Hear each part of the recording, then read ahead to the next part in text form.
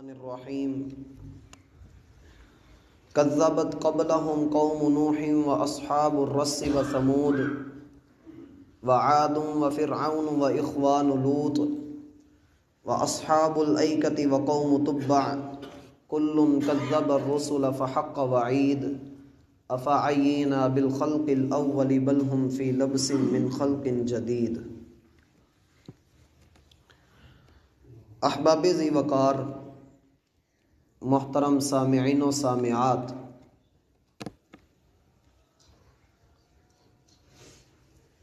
اس جہان میں جتنے انسان اور جتنی مخلوقات بستے ہیں، یہ سارے کے سارے اپنے اپنے مقام اور اپنی طاقت کے اعتبار سے کچھ نہ کچھ قوت رکھتے ہیں، لیکن ایک جگہ پر جا کر یہ سارے محتاج ہیں اس رب کے جو کل عالم کا مالک ہے۔ اور جب بے بسی اور محتاجی کی بات آتی ہے تو پھر وہ انسان ہو یا فرشتے ہوں، جنات ہوں یا حیوانات ہوں، وہ سارے کے سارے اس رب کے در کے فقیر ہیں جو سب سے بڑھ کر غنی ہے۔ اور مخلوقات پر لازم یہ ہے کہ وہ اپنے رب سے ہی دعا کریں، اسی کے آستانے کو لازم پکڑیں، اسی کے در پہ اپنا سر رکھ کر اپنی زندگی بسر کریں اور اسی کے حضور دعائیں مانگیں۔ دنیا میں کوئی کسی کا نہیں ہے۔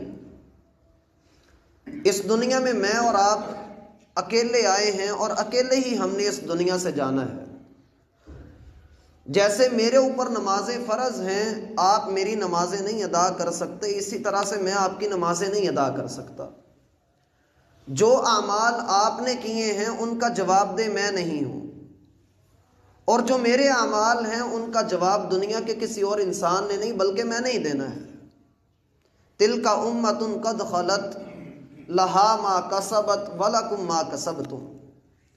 پہلے لوگ بھی گزر گئے، ہم بھی گزر جائیں گے۔ جو انہوں نے کمایا وہ ان کے لیے، جو ہم نے کمایا وہ ہمارے لیے۔ ولا تسألون عما كانوا يعملون۔ اللہ قیامت کے دن نہ مجھ سے پوچھے گا کہ فلاں نے کیا کیا، نہ کسی اور سے پوچھے گا کہ اس نے کیا کیا۔ ہر ایک اپنے اعمال کا خود جواب دہ ہے کہ وہ کیا کر رہا ہے۔ اور اس معاملے میں آ کر حضرت انسان نے نہ صرف یہ کہ ٹھوکر کھائی ہے بلکہ اس انداز کی اس نے ٹامک ٹوئیاں مار کے گمراہیوں کو اپنا مقدر بنایا ہے۔ اس نے یہ عقیدہ گھڑ لیا کہ انسان تو انسان کے کام نہیں آ سکتا، مگر اللہ کے جو نبی ہیں، اللہ کے جو ولی ہیں، جو اللہ کے بڑے قریبی ہیں، وہ ہمیں نقصان سے بچا سکتے ہیں۔ سو چھت پر جانے کے لیے سیڑھی کی ضرورت ہے، یاروں کو یاروں کی ماننی پڑتی ہے، تو ہم نبی کا وسیلہ ڈالتے ہیں، اس کے صدقے اور اس کے طفیل سے اللہ سے دعا کرتے ہیں۔ قرآن ہر لمحے ہر وقت عقیدے کی حفاظت کی تلقین کرتا ہے۔ اس نے اس عقیدے کو بھی جڑ سے اکھاڑا۔ سورۃ الجن میں اللہ تعالیٰ فرماتے ہیں، قل، ان سے کہیے، انی لا املک لکم ضرا ولا رشدا۔ لوگو، میں تمہارے معاملے میں نہ تو کسی نقصان کا مالک ہوں نہ کسی نفع کا مالک ہوں۔ مجھے اللہ نے ایسا بنایا ہی نہیں ہے۔ نفع اور نقصان اس کے اختیار میں ہے۔ اگر کسی کی اللہ کے ہاں شنوائی ہونی ہے تو وہ اس کے اخلاص اور اس کی اپنی تڑپ کے اعتبار سے ہونی ہے۔ میں کسی کا ہاتھ پکڑ کر، اللہ نے مجھے یہ اتھارٹی نہیں دی کہ میں کسی کے نفع اور نقصان کا مالک بن جاؤں۔ یعنی انسان کا یہ عقیدہ ہے کہ نبی تو چلو نبی ہیں، ان کے ساتھ اللہ کے کئی معاملات ہیں۔ طائف میں اگر ان کو پتھر بھی پڑ جائیں، احد میں نبی علیہ السلام کے دندان مبارک شہید کر دیے جائیں، تو یہ تو نبی کا معاملہ ہے۔ ہمارے لیے تو نبی مختار کل ہیں، وہی ہماری دستگیری کریں گے، وہی ہماری دعاؤں کو سنیں گے۔ آپ ایک واقعے کو دیکھیے، نبی صلی اللہ علیہ وآلہ وسلم کے دور میں کچھ لوگوں نے اسلام قبول کیا، لیکن اسلام قبول کرتے ہی جب ان کو پتہ لگا کہ یہاں پر نماز کی پابندی ہے، صدقہ و خیرات ہے، زکوٰۃ کا ایک نظام ہے، اور پھر مسلمانوں کی حالت انہوں نے دیکھی، تو یہ ایمان لانے کے فوری بعد کفر میں چلے گئے، لیکن اپنا کفر ظاہر نہیں کیا۔ ذالک بانہم آمنوا ثم کفروا فتبع علی قلوبہم، رب ذوالجلال نے ان کے دلوں پر مہر لگا دی۔ اور تاریخ اسلام میں یہ منافقین کے گروہ کے نام سے ابھرے۔ ان کا جو سب سے بڑا منافق تھا عبداللہ بن ابی، تاریخ بھری پڑی ہے کہ اس نے کس کس جگہ پر اسلام کی مخالفت نہیں کی۔ غزوہ احد ہے، صبح لڑائی ہونی ہے، دشمن سامنے ہے، مسلمانوں کی تعداد 1000 کا لشکر ہے۔ یہ فجر کے وقت جب صفے اللہ کے رسول صلی اللہ علیہ وآلہ وسلم سیدھی کر رہے تھے، اس نے اپنے 300 ساتھیوں کو نکالا اور کہا، اے محمد آپ نے ہمارے مشورے پہ عمل نہیں کیا، ہم آپ کا ساتھ نہیں دیں گے۔ ایک جگہ سے آپ گزر رہے ہیں اور اس نے اپنے ناک کے اوپر اپنا کپڑا رکھا اور کہنے لگا، یہ بدبودار، ہم سے دور چلے جاؤ تم۔ ہر جگہ پر اللہ کے رسول کی مخالفت کی۔ غزوہ تبوک سے واپس آ رہے تھے، اس نے آپ پر حملہ کروا دیا۔ لیکن جب یہ مرا، نبی صلی اللہ علیہ وآلہ وسلم نے اس کو اپنی قمیض دی کہ اس کا کفن بن جائے، آپ نے اس کا جنازہ بھی پڑھایا، اس کو قبر میں بھی اتارا، اور یہ بھی کہا کہ اگر مجھے 70 مرتبہ بھی اس کی بخشش کی دعا کرنی پڑے تو میں 70 مرتبہ بھی اس کی بخشش کی دعا کروں گا۔ اللہ تعالیٰ نے آیات نازل کی، وَلَا تُصَلِّ عَلَىٰ أَحَدٍ مِّنْهُمْ مَاتَ أَبَدًا وَلَا تَقُمْ عَلَىٰ قَبْرِهِ۔ اے محمد صلی اللہ علیہ وآلہ وسلم، آج کے بعد اگر کوئی منافق فوت ہوتا ہے تو نہ آپ اس کا جنازہ ادا کریں گے، نہ آپ اس کی قبر پہ کھڑے ہوں گے۔ یہ ایسے بدبخت لوگ ہیں کہ اگر آپ 70 مرتبہ بھی ان کی بخشش کی دعا کریں تب بھی اللہ ان کو بخشے گا نہیں۔ یہ بات مجھے اور آپ کو اس لیے سکھائی گئی ہے کہ ہمارا عقیدہ یہ بنے کہ اگر کسی کو نفع میں ڈالنا ہے اور کسی کو نقصان دینا تو یہ فقط اللہ کی ذات کے اختیار میں اور کسی کے اختیار میں نہیں۔ نبی صلی اللہ علیہ وآلہ وسلم کے پاس کچھ لوگ آئے، کہا، اللہ کے رسول ہمارا قبیلہ ہے، تعداد بڑی زیادہ ہے، تو آپ ایسا کیجئے کہ اپنے کچھ پڑھے لکھے افراد کو جنہوں نے قرآن کا علم حاصل کیا ہو ان کو ہمارے ساتھ بھیج دیں تاکہ ہم ان کو اپنے قبیلے میں تبلیغ کرنے کا موقع دیں۔ آپ علیہ الصلاۃ والسلام نے اپنے صحابہ میں سے 70 افراد کا انتخاب کیا، اور یہ 70 کے 70 قرآن کے عالم تھے۔ قبیلے والے ان کو لے کر گئے، راستے میں بد عہدی کی اور 70 کے 70 قاریوں کو شہید کر دیا۔ رسول اللہ صلی اللہ علیہ وآلہ وسلم کو خبر ملی اور آپ نے قنوت نازلہ کرنی شروع کر دی۔ صحیح بخاری میں آتا کہ پورا 1 مہینہ آپ قنوت نازلہ کرتے رہے، اور قنوت نازلہ میں آپ کہتے تھے، اے اللہ فلاں کو بھی پکڑ لے، فلاں کو بھی پکڑ لے جنہوں نے میرے صحابہ کو، میرے قاریوں کو شہید کیا ہے۔ آپ جانتے ہیں کہ 1 ماہ بعد اللہ نے کون سی آیت نازل کی؟ سورہ آل عمران میں اللہ تعالیٰ فرماتے ہیں، لیس لک من الامر شیء او یتوب علیہم او یعذبہم فانہم ظالمون۔ اے محمد صلی اللہ علیہ وآلہ وسلم، ماننا کہ انہوں نے ظلم کیا ہے، انہوں نے آپ کے قاریوں کو ہلاک کیا، شہید کر دیا، وہ ظالم ہیں، لیکن یہ آپ کا فیصلہ نہیں ہے کہ ان کو عذاب ہی دینا ہے، یہ اللہ کے اختیار میں ہے۔ اللہ چاہے تو ان کو ہدایت دے کر اسلام کے دھارے میں لے آئے۔ لیس لک من الامر شیء او یتوب علیہم او یعذبہم، اللہ چاہے تو اسلام میں لائے بغیر اللہ ان کو سزا بھی دے سکتا ہے، لیکن آپ کا اس معاملے میں اختیار نہیں۔ اور اپنی ذات کے لیے میرا بھائی ہر کوئی نفع چاہتا ہے۔ نبی صلی اللہ علیہ وآلہ وسلم فرماتے ہیں، سورۃ الاعراف کو پڑھیے، اللہ کے رسول صلی اللہ علیہ وآلہ وسلم نے فرمایا، لو کنت اعلم الغیب لاستکثرت من الخیر وما مسنی السوء۔ لوگو، اگر مجھے آنے والے وقت کا علم ہوتا، اگر مجھے مستقبل کا پتہ لگ جاتا، تو پھر کبھی بھی مجھے زندگی میں کوئی شر، کوئی مصیبت، کوئی بیماری مجھے نہ پہنچتی۔ میں ہمیشہ خیر میں، خوشحالی میں اور فراوانی میں رہتا۔ اب جب کوئی شخص اپنی زندگی میں اللہ کے فیصلوں کے اندر کسی طرح کا کوئی دخل اندازی والا انداز نہیں اختیار کر سکتا، تو موت کے بعد جس نے اللہ تعالیٰ کی عبادت کی، موت کے بعد وہ کیسے ہماری سفارش کرے گا؟ ہم ایک مثال لیتے ہیں، اللہ تعالیٰ نے قرآن کریم کے اندر ایک مثال بیان کی کہ کچھ نوجوان تھے، انہوں نے اللہ پر ایمان لائے، اور جب وہ ایمان لائے تو پوری قوم ان کی دشمن بن گئی۔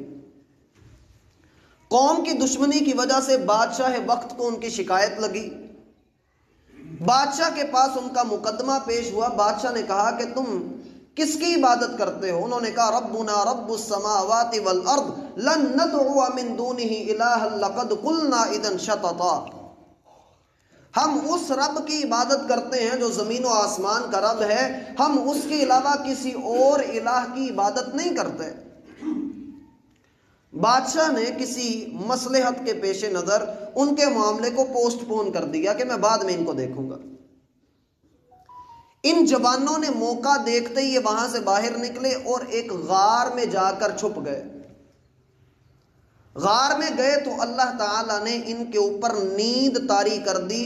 قرآن میں آتا ہے وَلَبِثُوا فِي كَهْفِهِمْ 300 سِنِينَ وَازْدَادُوا 9، 309 سال گزر گئے اور وہ اسی غار میں پڑے سوئے رہے۔ 309 سال کا عرصہ گزر گیا، کتنی بہاریں گزر گئیں، کتنے دن اور کتنی شامیں ان سے گزر گئیں، ان کو نہیں پتہ لگا۔ کیسے پتہ نہیں لگا؟ قرآن کہتا ہے وَكَذَلِكَ بَعَثْنَاهُمْ لِيَتَسَاءَلُوا بَيْنَهُمْ، ہم نے 309 سال کے بعد ان کو زندہ کر دیا، اور وہ آپس میں ایک دوسرے سے پوچھ رہے تھے۔ کیا پوچھ رہے تھے؟ کم لبثتم، کتنی دیر تک ہم اس غار میں رہے ہیں، ہم کتنی دیر تک سوئے رہے ہیں؟ قالوا لبثنا یوما او بعض یوم، وہ جو 309 سال سوئے رہے تھے آپس میں اٹھ کر ایک دوسرے کو کہنے لگے لگتا ہے کہ 24 گھنٹے یا 12 گھنٹے ہم نے نیند لی ہے۔ پھر انہوں نے کہا چھوڑو پرے ربکم اعلم بما لبثتم، تمہارا رب بھی جانتا ہے، تمہیں اس بات کی فکر کرنے کی ضرورت نہیں کہ کتنی دیر سوئے ہو، بس ربکم اعلم بما لبثتم، تمہارا رب جانتا ہے تم کتنی دیر تک سوئے۔ جب ایک سونے والا اپنے اوپر گزرنے والے حالات کو نہیں سمجھ پایا، تو موت کے بعد جس کو ہم پکار رہے ہیں، جس کے پیچھے جا رہے ہیں، جس کے دربار پہ چڑھاوا چڑھا رہے ہیں، وہ ہماری کیسے سنے گا؟ ایک اور مثال لیجئے، سورۃ البقرہ میں اللہ تعالیٰ فرماتے ہیں او کالذی مر علی قریۃ وہی خاویۃ علی عروشها، ایک گزرنے والا ایک بستی کے قریب سے گزرتا ہے اور دیکھتا ہے کہ بستی کی چھتیں الٹی ہوئی ہیں، پوری بستی تباہ ہوئی ہے اور مردے پڑے ہوئے ہیں۔ اس نے کہا کیف یحیی اللہ، اللہ اس بستی کو کیسے زندہ کرے گا؟ اللہ اس بستی کو کیسے زندہ کر دے گا؟ قرآن کہتا ہے فَأَمَاتَهُ اللَّهُ مِئَةَ عَامٍ ثُمَّ بَعَثَهُ، اللہ نے اس گزرنے والے آدمی کو 100 سال تک کے لیے موت دے دی، سلا دیا۔ جب اللہ تعالیٰ نے 100 سال کے بعد اس کو زندہ کیا تو اللہ نے اس سے پوچھا کم لبثت، کتنی دیر تک سوئے ہو، کتنا عرصہ تمہیں ہو گیا لیٹے ہوئے؟ اس نے کہا کہ مجھے تو تھوڑی ہی دیر گزری ہے، میں لیٹا ہوں۔ اللہ تعالیٰ نے فرمایا وانظر الی حمارک، اپنے گدھے کی طرف دیکھو، وہ تو ہڈیوں کا ڈھانچہ بن چکا ہے۔ اس گدھے کو اللہ تعالیٰ نے حکم دیا، اس کی ہڈیاں ملی، اس پر گوشت چڑھا، پھر جلد چڑھی اور وہ کان جھاڑتا ہوا زندہ ہو گیا۔ اس نے کہا کہ میں جان چکا کہ اللہ مردوں کو زندہ کرنے پر قادر ہے۔ لیکن جو اپنے حالات سے واقف نہیں ہے، جو مرنے کے بعد اس دنیا سے کسی قسم کا تعلق نہیں رکھتا، میرا بھائی اس کے در پہ سر جھکانا اور جب وہ اللہ کے حضور پہنچ چکا ہو اس کو پکارنا یہ بندے کا بنتا نہیں ہے۔ ایک جگہ پہ اللہ تعالیٰ فرماتے ہیں وَمَنْ أَضَلُّ مِمَّنْ يَدْعُو مِن دُونِ اللَّهِ مَن لَّا يَسْتَجِيبُ لَهُ إِلَىٰ يَوْمِ الْقِيَامَةِ وَهُمْ عَن دُعَائِهِمْ غَافِلُونَ۔ اس شخص سے بڑھ کر غافل کون ہو سکتا ہے جو اللہ کے سوا کسی اور کو پکارے، کسی اور کے در پہ جا کے سر جھکائے، چڑھاوا دے، اس کو مشکل کشا حاجت روا تسلیم کرے، حالانکہ قیامت کے دن جب وہ اٹھیں گے تو ان کی دعاؤں سے، ان کی پکاروں سے، ان کی فریادوں سے، ان کی نظر نیاز سے وہ بالکل لا علم ہوں گے۔ اور یہاں مراد بت نہیں ہے، یہاں مراد بزرگ ہیں۔ اور اگر یقین نہیں آتا تو 7واں پارہ اٹھائیے، اللہ نے ایک بزرگ کی مثال دی، وَإِذْ قَالَ اللَّهُ يَا عِيسَى ابْنَ مَرْيَمَ أَأَنْتَ قُلْتَ لِلنَّاسِ اتَّخِذُونِي وَأُمِّيَ إِلَٰهَيْنِ مِن دُونِ اللَّهِ۔ قیامت کے دن اللہ عیسیٰ علیہ السلام کو اور ان کی والدہ کو کٹہرے میں کھڑا کریں گے اور ان سے سوال ہوگا۔ آج دنیا پوج رہی ہے، عیسائی برادری بڑے دھڑلے سے عیسیٰ علیہ السلام کی عبادت کرتی ہے۔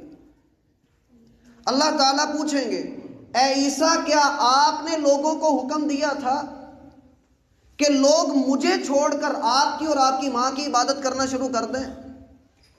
عیسیٰ علیہ السلام جواب دیں گے ما قلت لهم الا ما امرتنی به ان اعبدوا اللہ ربی وربکم۔ اے اللہ میں نے ان کو اسی بات کا حکم دیا تھا جو تو نے مجھے کہا تھا کہ ان سے کہو کہ تمہارا رب اور میرا رب ایک ہی رب ہے۔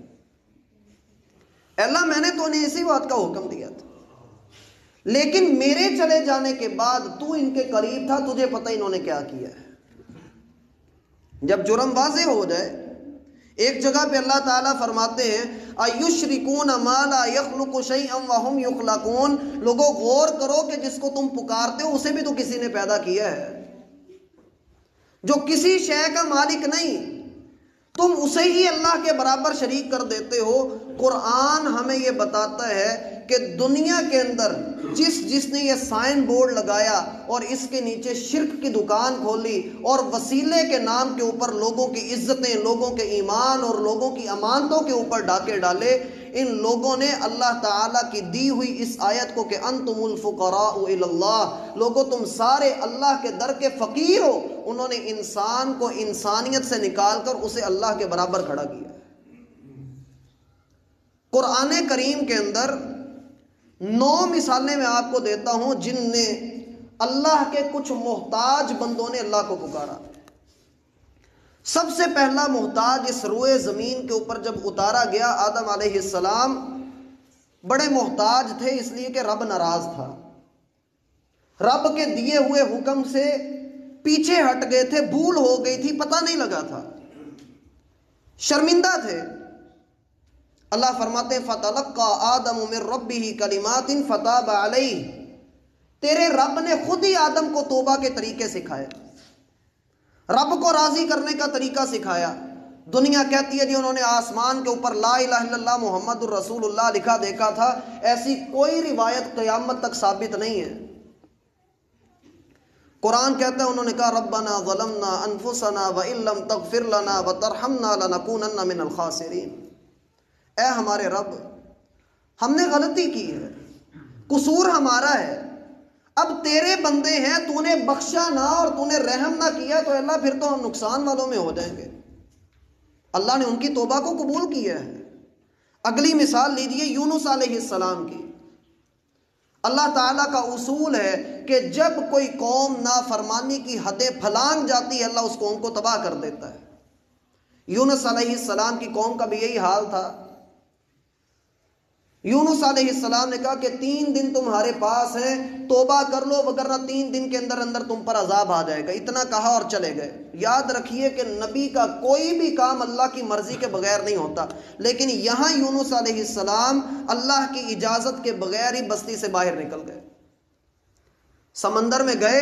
وَإِنَّ يُونُسَ لَمِنَ الْمُرْسَلِينَ إِذْ أَبَقَ إِلَى الْفُلْكِ الْمَشْحُونِ، وہ ایک لدی بھری ہوئی کشتی کی طرف چلا گیا۔ فَسَاهَمَ فَكَانَ مِنَ الْمُدْحَضِينَ فَالْتَقَمَهُ الْحُوتُ وَهُوَ مُلِيمٌ، ایسا ہوا کہ سمندر میں طوفان آ گیا اور یونس علیہ السلام کو مجبور ہو کر کشتی والوں نے سمندر میں پھینک دیا، مچھلی نے ان کو نگل لیا۔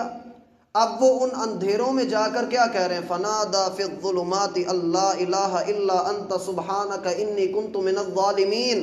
وہ سمندر کے اندھیرے میں، مچھلی کے پیٹ کے اندھیرے میں اور زمین کے اندھیرے میں، ان تین اندھیروں میں اس نے پکارا تو اس رب کو پکارا جو اندھیروں میں بھی سننے والا ہے اور گناہ کرنے والا. اندھیرے میں گناہ کر جاتا اور ڈرتا نہیں ہے کہ جس رب نے اندھیرے کو پیدا کیا وہ اندھیرے میں دیکھنے پہ بھی قادر ہے. اللہ فرماتے ہیں فلولا انہ کان من المسبحین للبث فی بطنہ الی یوم یبعثون. اگر یونس کی زبان سے یہ کلمات نہ نکلتے قیامت تک وہ مچھلی کے پیٹ میں اسی طرح رہتے. پکارنا صرف ایک اللہ کو ہے، عبادت صرف ایک اسی کے لائق ہے. اور تیسری مثال ہے ابراہیم کی، جسے دنیا خلیل اللہ کہتی ہے. اللہ کے در پہ آ کر کہہ رہے ہیں رب ہب لی من الصالحین، اے اللہ مجھے نیک اور صالح اولاد عطا کر دے. زکریا علیہ السلام کو دیکھیے 120 سال عمر ہو گئی، ہڈیوں میں سے گودا ختم ہو گیا، سر سفید ہو گیا، اور کیا کہہ رہے ہیں؟ ولم اکم بدعائک رب شقیہ. ربا جب بھی تجھے پکارا میں بد نصیب نہیں رہا، تجھے پکار کر کبھی خالی ہاتھ نہیں لوٹا. آپ موسیٰ علیہ السلام کو دیکھیے، انہوں نے مدین کا ارادہ کیا، مدین کی طرف پہنچے، اور جب وہاں پر جاتے ہیں تو وہاں پر جا کر انہوں نے اللہ سے کیا دعا کی؟ ربی انی لما انزلت الی من خیر فقیر. اے اللہ تو کوئی بھی خیر مجھے عطا کر دے، میں اس کا محتاج ہوں. انسان آج در در کی خاک چھانے اس لیے کہ اولاد مل جائے، اس لیے کہ اس کے اوپر خوشحالیاں آ جائیں. مالک نے کہا للہ ملک السماوات والارض، اور لوگوں زمین اور آسمان کی بادشاہی اس ایک الہ کے پاس ہے. یخلق ما یشاء، وہ جو چاہے پیدا کر دے، چاہے تو آدم کو بن ماں باپ کے پیدا کر دے، چاہے تو عیسیٰ کو بن باپ کے پیدا کر دے، جسے چاہے بیٹے دے، جسے چاہے بیٹیاں دے، اور جسے چاہے بیٹے اور بیٹیاں سبھی عطا کر دے، جسے چاہے کچھ بھی عطا نہ کرے. جب تک اس کی طرف سے کن نہیں ہونا تو فیکون نہیں کر سکتا. للہ ملک السماوات والارض. آپ ایوب علیہ السلام کو دیکھیے، اتنے بیمار آدمی، اور اللہ کو کیا کہہ رہا ہے؟ رب انی مسنی الضر وانت ارحم الراحمین. اے اللہ تو بڑا رحیم ہے، رحمت کرنے والا ہے. اے اللہ مجھے تکلیف پہنچی ہے، میری تکلیف کو دور کر دے. مالک نے تکلیفیں دور کر دیں. آپ دیکھیے پھر موسیٰ علیہ السلام کے بعد لوط علیہ السلام کو پوری قوم نے تنگ کر کے رکھا ہے. کہا رب انصرنی علی القوم المفسدین، اے اللہ فسادیوں کے خلاف میری مدد کر. محمد الرسول اللہ صلی اللہ علیہ وآلہ وسلم کی مثال ہے. بدر کا مارکہ ہے، 313 ایک طرف، 1000 ایک طرف، اور آپ کیا کہہ رہے ہیں؟ اللہم انجز لی ما وعدتنی، اللہم آتی ما وعدتنی. اے اللہ جس شے کا تو نے وعدہ کیا وہ پوری کر دے. خولہ بنت ثعلبہ رسول اللہ صلی اللہ علیہ وآلہ وسلم کے پاس اپنے خامند کی شکایت لے کر آئی. اے اللہ کے رسول، اس نے مجھے اپنی ماں کہہ دیا ہے، بڑی ہو چکی ہوں، اب اس عمر میں آ کر وہ مجھے ماں کہہ دے تو اے اللہ کے رسول میں کہاں جاؤں گی؟ آپ علیہ السلام نے فرمایا اس پر اللہ نے کوئی حکم نازل نہیں کیا، میں تمہارے معاملے میں خاموشی اختیار کرتا ہوں. سیدہ عائشہ فرماتی ہیں اللہ کی قسم وہ میرے سامنے بیٹھی تھی اور اس کے ہونٹ ہل رہے تھے، میں اس کی پکار کو نہیں سن رہی تھی وہ کہہ کیا رہی ہے، لیکن 7 آسمانوں کے اوپر رب ذوالجلال نے اس کی پکار کو سنا اور وحی نازل کی. قد سمع اللہ قول التی تجادلک فی زوجها وتشتکی الی اللہ واللہ یسمع تحاورکما. اللہ نے اس عورت کی پکار کو سن لیا ہے، اے محمد صلی اللہ علیہ وآلہ وسلم، جو آپ کے سامنے اپنے خامد کی شکایت لے کر آئی ہے. میرا بھائی دل سے جو نکلتی ہے، آپ اس رب کے ساتھ رسمی تعلقات نہ رکھیے. یہ نہ ہو کہ عہد وفا کسی اور کے ساتھ باندھا ہوا ہو اور انسان رسماً اللہ سے دعا کر رہا ہو. اپنے رب سے ایسے دعا کیجئے کہ آپ کو قبولیت کا یقین ہو. ادعوا اللہ وانتم موقنون بالاجابہ. اللہ سے دعا کرو گویا کہ تمہیں یقین ہونے کا، ایمان ہونا چاہیے کہ یہ دعا اللہ تعالیٰ کے ہاں قبول ہو جائے گی. اور جب وہ دعا قبول نہیں ہوتی تو وجہ یہ ہوتی ہے کہ انسان نے رب سے رسمی تعلقات رکھے ہوتے ہیں، دلی تعلقات نہیں ہوتے. اور وہ رب ایسا رب ہے کہ اس کے در پہ آؤ، ہاتھ پھیلاؤ، دل کو سمجھا لو اور آنکھوں کو جھکا لو. میرا بھائی وہ کہتا ہے کہ مجھے حیا آتی ہے میں اپنے بندے کو خالی ہاتھ لوٹا دوں. اس کے سامنے آئیے اور اسی کو پکاریے، اس کے علاوہ کوئی نہیں ہے. اللہ ہم سب پر اپنی رحمت